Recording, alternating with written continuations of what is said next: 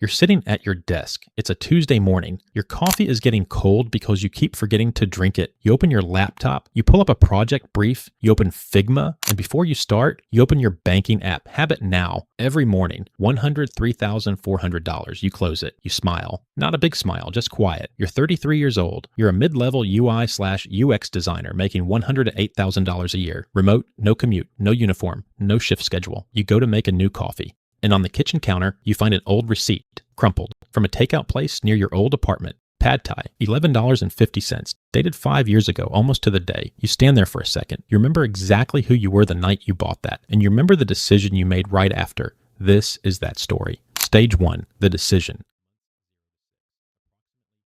You are 28 years old. You work in customer service, $48,000 a year before tax. After tax, you take home roughly $3,100 a month. Rent is $1,050. Car insurance and gas is $320. Student loan is $210. Groceries, utilities, phone, another $540. That leaves you with $980 a month, not for saving, for everything else, for life, for the dentist, for the thing that breaks, for the nights you're too tired to cook and you order that $11.50 pad thai. Most months you save between $200 and $400. Some months you save zero. You are not in a crisis. Your bills are paid. You are fine. Fine is the worst place to be. Fine doesn't push you. Fine just waits. You come home one Thursday night. It's 7:43 p.m. You're still wearing your work lanyard. You haven't taken it off. You eat the pad thai standing over the sink because you're too tired to sit down. You open your phone. You scroll job listings. Same as last Tuesday. Same as the Tuesday before that. And something in you just stops. Not a breakdown. Not a dramatic moment. Just a quiet, tired, honest thought. This is not the life I want, and it is not going to change by itself. You close the job listings. You open YouTube. You type something you've thought about before but never chased. UI/UX design tutorial for beginners. You watch for 2 hours. You don't understand most of it, but something about it feels like a door cracked open in a dark room. The next morning, you start researching properly. You spend 3 weeks reading everything. Reddit threads from career changers, LinkedIn profiles of junior designers, salary surveys, YouTube channels. You find out that the median salary for UI/UX designers in the US is $98,000, according to the Bureau of Labor Statistics. You find out bootcamps exist, but cost $10,000 to $15,000. You find out you can self-teach with the right free and paid resources. You do the math. You always do the math now. Month 1, you spend $299 on a Google UX Design Certificate on Coursera, $199 on an Interaction Design Foundation subscription, $152 on a refurbished iPad for sketching, total $650. Your savings, $0. Your income from design, $0. Your skill level, absolute zero. You study every night from 9 p.m. to 11 p.m. After work, after dishes, after exhaustion. You do this 5 days a week without missing a single session in the first 6 weeks. You're scared, but it's a different kind of scared. It's the scared that feels like something is finally moving. Stage 2, first portfolio and tiny income. Month 6. You have a portfolio. It has 3 projects, a redesigned coffee shop app you made up, a login screen for a fake fintech product, a dashboard for a non-existent project management tool. You know it's not good, you submit it anyway, you create an Upwork profile on a Sunday afternoon. You write your bio 4 times. You charge $20 an hour. You feel embarrassed by how little that is. You charge it anyway. First month on Upwork, $0. You apply for 11 jobs. You hear back from one, they ghost you after the intro call. Second month, $140. A small logo tweak, and a landing page wireframe for a local business owner who found you by accident. You almost cry, not because of $140, because someone paid you for design work for the first time. This is the period that breaks most people. The income is inconsistent. Some months you earn $300. Some months you earn $900. There are 2 months in this 12-month stretch where you earn nothing. You're still working your full-time job. You're studying and freelancing at night. You are permanently tired. Your social life shrinks. You say no to things. You feel the cost of that. Month 10, you get a project that pays $800. An e-commerce app UI for a small Etsy seller who is launching a standalone store. You spend 40 hours on it. That's $20 an hour. You don't care. You add it to your portfolio. Month 14, a startup founder in Germany messages you on LinkedIn. He found your portfolio through a forum. He wants 3 screens redesigned. He pays $1,200. You rebuild your portfolio around that project. Month 16, another project, $1,600. By month 18, You've earned a total of $9,100 from freelance design work over 12 months. Inconsistent, unreliable, but real. During this period, you also cut everything non-essential. No subscriptions except Spotify. $10.99, non-negotiable. Cooking at home, 6 days a week. No new clothes. Your social life is dinners at friends' places, not restaurants. You save $4,000 in total in 18 months on a $48,000 salary with a side income that barely paid for itself. It doesn't feel like much. You write $4,000 on a piece of paper and tape it inside your cupboard. You look at it every morning. Stage 3, first real job. Month 19, you apply for junior designer roles. You are methodical about it, not spray and pray. You pick companies where your portfolio makes sense. You apply to 31 companies over 8 weeks. You get 7 interviews. You get 1 offer, $62,000 a year. You read the email 3 times. You go to the bathroom. You sit on the floor for 5 minutes, not crying, not laughing, just completely still, because you did not actually believe it would work. Not fully. Not until this moment. You give notice at your customer service job. Your manager wishes you well. She says she always knew you'd end up somewhere else. You don't know what to say to that. First week at the new job, you are the slowest person in the room. You don't know the processes. You don't know the tools at the depth your colleagues do.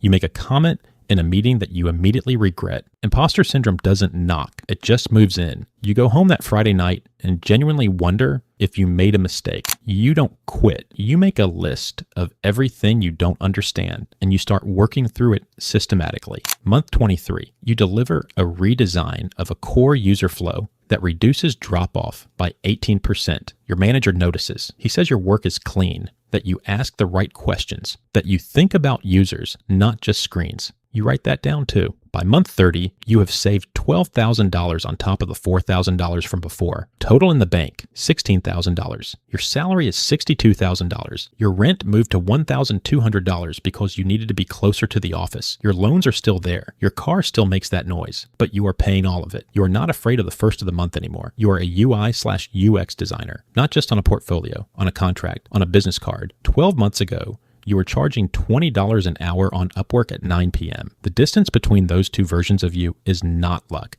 It is 730 days of deciding over and over not to quit. Stage 4, skill growth and first raise. Month 32, you start owning things. Not just executing what your lead designer tells you, owning. You run your first round of user interviews alone. You write the research plan, recruit 5 participants, run the sessions, synthesize the findings, and present to the product team. The product manager says it's the most structured research she's seen from a junior. You feel something you haven't felt in a professional setting in a very long time. Pride. Month 36. Performance review. Your manager opens his laptop and you watch him turn it towards you. $78,000. A $16,000 raise in one jump. That does not happen by accident. You negotiated. You went into that review with a document 3 pages. Every project you touched, every metric that improved, every piece of feedback from stakeholders. You made it impossible to say no. That skill, knowing your value and being able to prove it, is worth more than any design certification. You move apartments, not a big upgrade, but more light. A proper desk, a neighborhood you actually like walking through in the morning. You budget $1,400 in rent. You absorb the increase because your salary absorbed it first. This period is not easy. Month 38 is the hardest stretch so far. 3 projects in parallel. A product launch that slips. A stakeholder who changes direction 4 times. 2 weeks of working until midnight. You hit a wall. Real burnout. Not I'm tired burnout. The kind where you stare at Figma and feel nothing.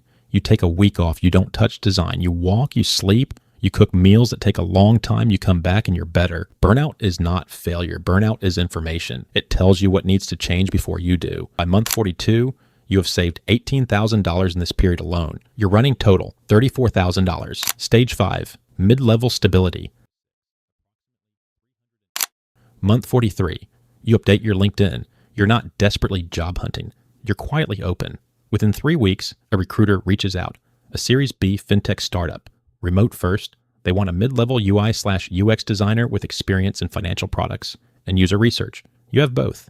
3 interview rounds, a design challenge, a final conversation with the head of product. They offer $95,000. You ask for $98,000. They say yes. Month 44, you start your new job from your apartment. No commute, no office, no uniform. You make your coffee. You sit at your desk. You open Slack. You are a mid-level UI/UX designer at a funded startup, earning $95,000 a year, working remotely at 32 years old. 4 years ago, you were standing over a sink, eating pad thai off a takeout container. The distance between those 2 nights is not a miracle. It is 500 decisions to keep going when keeping going felt pointless. This stage is the first time work starts to feel sustainable. Not every week, not every sprint, but overall, you feel like yourself inside your work. You have opinions. You push back when something isn't right for the user. You mentor a junior designer who joined 3 months after you. You remember exactly what it felt like to be where she is now. Your life outside work also slowly comes back. You cook more. You sleep properly. You go to the gym 3 times a week.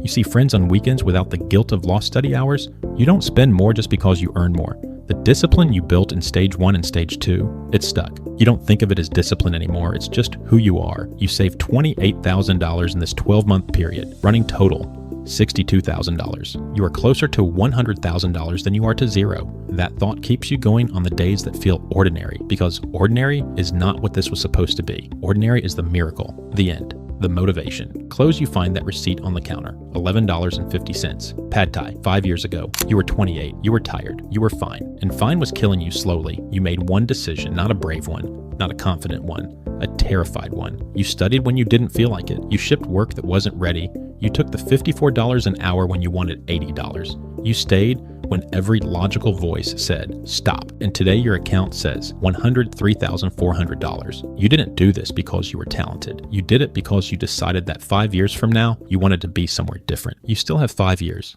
Start tonight.